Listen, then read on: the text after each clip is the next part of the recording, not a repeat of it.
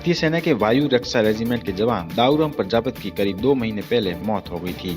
अब उनके परिजन और समाज के लोग जवान को शहीद का दर्जा देने की मांग कर रहे हैं। इस मांग को लेकर जवान के गांव धनाऊ से परिजनों ने पद यात्रा शुरू की है। यह पद यात्रा मंगलवार को बाड़मेर जिला मुख्यालय पर पहुंची। यहाँ उन्होंने कलेक्टर पर धरना शुरू किया। सेना के जवान दाऊराम की मां ने कहा कि उसके बेटे को शहीद का दर्जा नहीं मिला है।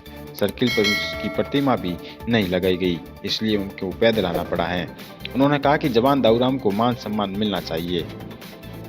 प्रजापति युवा शक्ति संगठन के अध्यक्ष नारायण प्रजापति ने बताया कि 24 सितंबर को जम्मू कश्मीर में ट्रेनिंग के दौरान जवान की अचानक तबीयत बिगड़ी और इलाज के दौरान निधन हो गया था।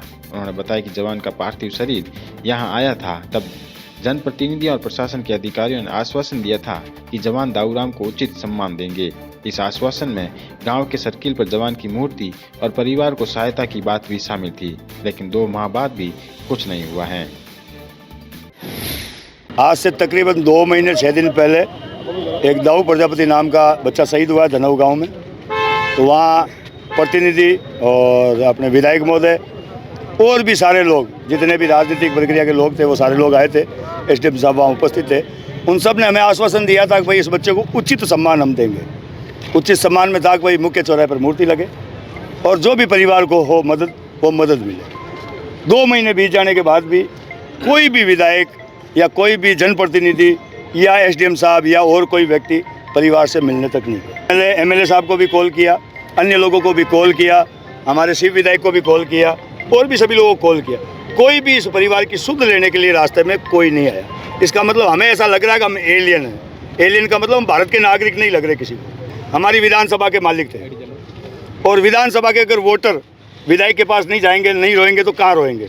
विधायक हमारा धनी है तो हम उसके पास रोने गए थे, लेकिन विधायक जी ने रात को आश्वासन दिया है कि आप कलेक्टर को ज्ञापन नहीं दोगे, कहीं किसी को मतलब बातें नहीं करोगे, 5 दिनों के भीतर हम आपकी कार्रवाई कर देंगे, आप घर चले जाओ। हमने उनको कहा हम घर नहीं जाएंगे, हम धरने पर 5 दिन शांत होकर बैठ जाएंगे। आप हमारा 5 दिनों में काम करके हमें हाथ में कागज दे दो, हम घर चले जाएंगे।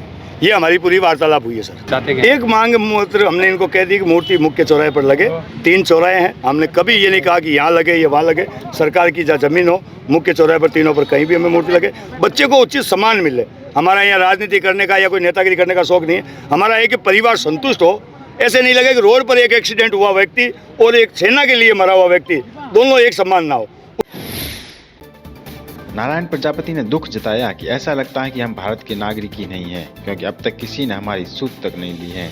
उन्होंने बताया कि उस समय हमें 5 दिन के अंदर इस मामले की कार्रवाई की बात कही गई थी।